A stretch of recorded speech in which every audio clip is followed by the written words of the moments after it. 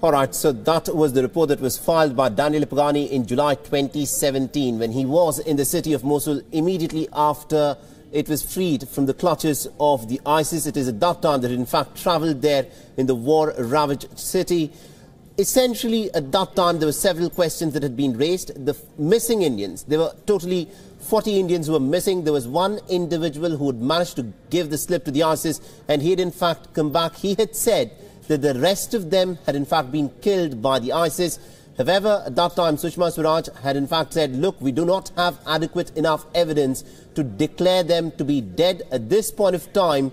We will have to treat them as missing. But now, today, she has made this statement. Of course, in the Rajya Sabha, she did speak for some time where she spoke about how it was possible that the Indian government had found the bodies of the 39 missing Indians in mass graves. And eventually, DNA testing was done, which established the fact that these were the same 39 workers who had gone to Iraq to work as construction workers, who had been kidnapped and then killed by the ISIS. And I'm told that we have Daniel Pagani, who's finally with us, who's joining us from Oman. Daniel, if you can now hear me, my question to you is, you were in Mosul in July 2017. You saw the scene of desolation and the completely war-ravaged city that Mosul at that time was. And the challenges of finding the 39 missing Indians were as good as finding a pin in a haystack. But now, the Indian government has said that we did indeed find about 39 bodies, and the DNA has matched those of the 39 workers who had left from India. Is it finally a sense of closure for the families who had been waiting for their family members to return? This is definitely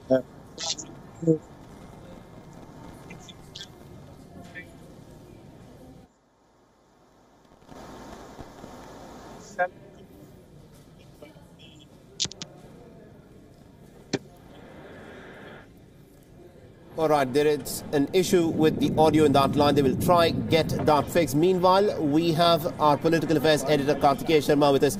Kartikeya, this is a momentous task. Having found those 39 bodies out of a pile of mass graves that Mosul effectively had been turned into, it did take a fair bit of time. One of those people who had managed to escape from the clutches of the ISIS, he came back and he had said that, look, we can't expect that they are alive because some of them, he said, he had seen them were shot dead. And finally now, the Indian government, in coordination with the Iraqi government there, has managed to establish that the 39 missing Indians are now indeed dead. See, only Masih was able to escape, and he was the one who was saying that they were shot dead. But the government at that point of time believed that there are other 4 or 5 versions, so they did not go by Masih's version. And I think they erred on the side of caution for a simple reason. It's very easy for someone to say that, yes, I think those people are dead, but then it has to be cross-verified. Correct. The DNA had to be sampled, cross-checked, and I think it took time. I think the government took its own time because you cannot be in a hurry to pronounce someone is dead. And what Sushma Swaraj was basically talking in Rajya Sabha was that they will be issued death certificates, the bodies will be brought back, VK Singh will go there, VK Singh is again going there. VK Singh last time went to Mosul to inquire about the Indians. So this is his second trip in this context. So once VK Singh is going to be there, he is going to get the bodies back, it will be given back to the families. Most of them are from Punjab and Himachal Pradesh, poor families who went to Mosul as labourers to work on government contract. Right. And obviously, yes, there has to be a component of compensation now after they have been declared dead. But I would say that the important thing here to realize is that how war in Iraq, how war in Syria has also affected Indians. You know, it might be thousands of kilometers away, but it has also affected Indian subcontinent. It has affected in terms of workforce, it has affected in terms of radicalization, it has affected in terms of emergence of a new terrorist organization, it has affected us in terms of forex. So in this global village, things which seem far away can still impact you. Absolutely, and also the manner in which our parliamentarians have behaved today, both in the Lok Sabha and also in the Rajya Sabha, have they insulted these 39 Indians who are now dead? Absolutely. In Rajya Sabha, she made her statement, but then House dipped into ruckus because they felt that once the statement is over, why waste time listening into clarifications? Because Alipui was speaking at the time. And in Lok Sabha, she could not complete it because the House was being disrupted again and again. So I think it's a bit dismayed to see this sort of behavior on part of elected members, representatives. and not to even spare 5-10 minutes to listen about those Indians who died, because perhaps it doesn't make good elections, good politics. So none of them cooperated on this issue. I think it shows insensitivity, but the chairman of Rajya Sabha and Speaker of Lok Sabha made this point. Speaker Lok Sabha said, don't be so insensitive. The chairman Rajya Sabha said, what's happening to this house? They noticed that. And I think it just goes on to show that how sometimes on issues political parties saying that they'll get good political dividends. Absolutely, the ultimate indeed. projection of them takes place in a different light. For example, the MPs might be thinking they have done a good job in terms of their own state in Telangana, but today the larger population is perceiving them to be insensitive. Absolutely, indeed. Now, the Battle of Mosul that played out in the year 2016 to 2017 was one of the bloodiest battles in defeating the ISIS. It was not very clear as to how many people had in fact lost their lives in that battle. And to find the 39 missing Indians in the many mass graves that were littered in Mosul was indeed a momentous task. And now the Indian government, of course, has managed to find those 39 bodies. And Daniel, if I can now come to you on this story. You know, you were there in Mosul in 2017 in the month of July when Mosul had been liberated from the ISIS. How big a challenge was this to find the 39 bodies of the missing Indians out of the many mass graves that existed in Mosul? Saleh, I still well remember amazing.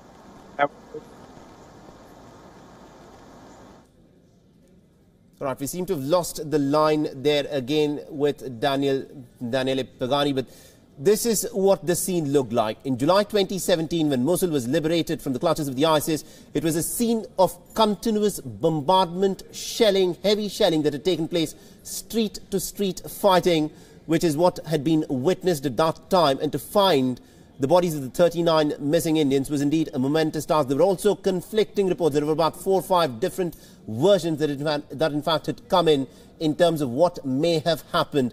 Remember, a total of 40 Indians is the number of people who had in fact originally been abducted by the ISIS. The incident had happened in 2014 in the immediate aftermath of the ISIS taking over the city of Mosul in the year 2014. One individual, just one individual by name Harjeet Masih had managed to slip through the clutches of the ISIS and had managed to make his way back home. He'd come forth and said that, look, I did indeed see 22 Indians being shot dead. I do not know what has happened to the rest of them. But there were conflicting versions that were in fact coming through. This was last year, and the government at that time said, we do not have adequate enough proof to declare all the 39 missing Indians to be dead, because there simply was no way that we could actually verify that. But now the government of India has, of course, in collaboration, after having worked extensively, because remember at that time, WK Singh was also in Iraq, in Mosul, trying to find out as to what fate had befallen the 39 Indians. And now we expect that WK Singh will again go to Mosul. We expect the modalities in trying to bring back the mortal remains will have to be worked out. And also we are given to understand that at 1:30, in roughly an hour's time from now, a member from Iraq's foreign ministry is expected to brief on the mortal remains which have been found of the 39 missing Indians, the DNA analysis that has been done to identify that these are the same 39 workers from India who had gone to Iraq to work as construction workers, who had been killed by the ISIS when ISIS had in fact been ruling the city of Mosul. Now, Kartikeya, if I can bring you in on this, you know, this is a case that has perhaps no precedence whatsoever in the manner in which the politicians in India have chosen to behave on this. Now, it's a straightforward case. These are 39 construction workers. They had gone to Iraq to try earn their bread. They had been abducted by the ISIS at that time. The ISIS had tried to use them in the construction activities in a different place. Then later they were put in a jail in Badush, according to reports, and then they were shot dead. Why is it that the politicians have chosen to behave in this manner? Because this simply almost beggars belief, because what they've essentially done is they've taken away the dignity of the 39 people who've lost their lives. Absolutely, that's the word, dignity.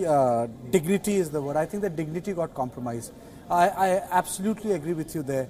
I think it was about dignity, it was about the fact that there was no decorum, it was also about the fact that They did not recognize the importance of the occasion. You know, sometimes it happens you have to understand the gravity of the occasion. They did not understand the gravity of the occasion. They did not understand perhaps as to what Sushma Swaraj is trying to say. They did not perhaps look into the papers which are distributed to the parliamentarians on the workflow, you know, as to what ministers are going to say, what are the questions, what are the answers. So in a way, the whole episode, or the whole, I would say, the way Sushma Swaraj was supposed to give her speech, it got trivialized. I think that's the correct word. It just got trivialized for a simple reason that, you know, people could not keep silent for 10 minutes. And there was no consensus. I'm also surprised with the fact that the houses also got adjourned for the day. You know, they could have been, you know, which means that the din or the noise was so much that Sumitra Mahajan was already aware of the fact that they will not allow the house to run. And it's, the last time it happened was, I remember, when opposition was demanding JPC in 2G, and then the houses would be adjourned by, and it happened for 60 days. I think 2 sessions went like this, where they would come into the house, disrupt it, and by 1 p.m. it was all over. By 12 p.m. it was all over. There was no house. Everyone would go home, leaving journalists there to loiter in the empty corridors of Parliament. Similarly, what's happening this time is that you're not letting the house function. So everything is over by 12:30, and there is no bipartisan approach on certain issues. For example, there used to be a bipartisan approach on bills, money bills. There used to be a bipartisan approach in foreign policy. This was about dead foreign Indians. You know, this is not even foreign policy. You know, this is about just being sensitive. The case was in public sphere. All it required was some acknowledgement that okay, we'll keep quiet for 10-15 minutes. Once the proceedings related to this issue is done and over with, then we'll take up other things. But that restraint was also missing. Generally, people would show that it's like this, Saleh. When obituary references are to be made in Parliament, discipline is maintained in the House. But once the obituary references are done, MPs go back to their particular issues. So it's not as if MPs don't have this collective memory on which issues they should disrupt the House, or on which issues they should remain silent. For example, in this session on Women's Day, there were a certain number of speeches which were made. There was no din in the House. But once the speeches were over, it was business back to usual. So this time around, the same collective memory did not prevail. And in Lok Sabha, she could not even complete the statement. So I think they trivialized the whole thing. Absolutely, indeed, Karthikeya. That is the unfortunate reality, that at a time when the parliamentarians could have in fact come together, it was just a minute's silence that was perhaps needed on their part to let Sushma Swaraj in fact speak and make a statement about what had in fact happened with the 39 Indians. That was not allowed to take place. A sad and unfortunate day that's played out in the Lok Sabha today. Now, I'm told that we are finally joined by Daniel Ipagani, and his line has hopefully been fixed this time round. Daniel, if I can come to you and if you can hear me on this. You know, the scene of Mosul in July 2017, you were there at that time. It was a war-ravaged city that had seen some continuous shelling and aerial bombardment and street-to-street fighting for almost about a year. And in that, to find the bodies of the 39 missing Indians was indeed a huge task. It was. I have to say that as soon as I touched the base in 2017, after 9 years of perhaps one of the most intense battles happened in West Asia in the last decade, the first thing I thought is it would have been literally impossible to find, unfortunately, the 39 Indians in Mosul. The entire western part of Mosul was completely destroyed. And when I say destroyed, I mean completely destroyed. There was not a single house standing. We have no idea as of now about how many people, civilians, died in that battle, but there are worrying figures talking about 18,000 people dead during the offensive, and many of them are still buried underneath the rubble. So this was the situation when I reached there, and out of humanity, I really have to say that the first thing I thought is that it would have been a Herculean task, both for the Iraqi government and for the Indian government, to find out where these 39 workers were. Unfortunately, today we know that they are no more. Absolutely, indeed. There are no more. And this is what the Indian government has finally declared, that, look, we now finally have evidence wherein we can come forth and announce that, you know, we cannot just presume them to be missing anymore, because there is concrete proof on basis which can be declared that they are indeed no more. Now, Daniel, this was one of the most bloodiest battles that was fought against the ISIS that took place in Mosul. At that time, the Iraqi foreign minister, I remember, had said, look, there are several bodies that are buried underneath the rubble there, and we simply do not know as to who is where. You know, talk to us about the challenges of trying to identify, you know, and even finding those bodies in the several mass graves that would have existed at that point of time in Mosul. Imagine an entire city where all 2 million people that all gets completely destroyed, completely grounded. There is nothing standing. The West. Right, the line seems to be dropping there again from Aman there. Now, we understand that General WK Singh will, of course, be heading back to Iraq. Remember, he was there in the immediate aftermath, as soon as Mosul had in fact been liberated from the ISIS. General WK Singh at that time had visited Iraq, specifically with the purpose of trying to bring back the 39 Indians who at that time were still presumed to be only missing. There was no information as to what fate had in fact befallen them. There was one Indian of the many workers who were in fact present, who had in fact been abducted by the ISIS in 2014. There was one Indian, Harjit Masih, who had managed to escape. He had come back and given a report that about 22 people he saw were shot dead by the ISIS. He said, I do not know as to what has happened with the others. He somehow had managed to give a slip to the ISIS and he'd come back. The government had said, look, there are different versions, 4 or 5 different versions as to what fate had befallen the 39 missing Indians, and it would not be correct to declare them dead on the basis of just one version. Let's also now dip in and listen to what Sushma Swaraj had in fact said in Rajya Sabha a little while back. हम सब जानते हैं कि वर्ष 2015 के जून महीने में Iraq में हमारे 39 भारतीय ISIS के द्वारा बंधक बना लिए गए थे। आज मेरे पास दोनों बातों के पक्के सबूत हैं। पहला कि हरजीत मसीह की कहानी सच्ची नहीं थी, और दूसरा, भारी मन से कह रही हूँ, वो लोग मार दिए गए हैं। इसका सबूत ये है। Right, so that is the statement that was in fact made by Sushma Swaraj a little while back in the Rajya Sabha. There was a minute's silence that was also observed in the Rajya Sabha, but as soon as the statement was made, the unfortunate reality is the manner in which the politicians chose to behave. The members of parliament, instead perhaps of accepting the fact that this is what has happened, because this is not a political issue. There are no political brownie points that can in fact be scored on the basis of this one issue. They chose to create a complete bit of a ruckus and uproar in the Lok Sabha. They did not allow the foreign minister to address the Lok Sabha and make a statement and put forth the details of the modalities on basis of which the bodies of the 39 missing Indians had in fact been confirmed to have been dead, found in underneath the rubble in a whole sea of mass graves that the city of Mosul had effectively become.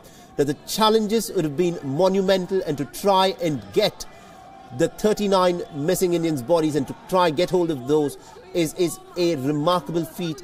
And this is something which the Indian government has finally did manage to achieve in collaboration with the Iraqi government. We expect a representative of Iraq's foreign ministry to make a statement about it at 1:30 p.m. Indian time, where the modality in terms of how was it that the bodies of the 39 Indians were finally identified out of all the mass graves that were present in Mosul were in fact finally recognized.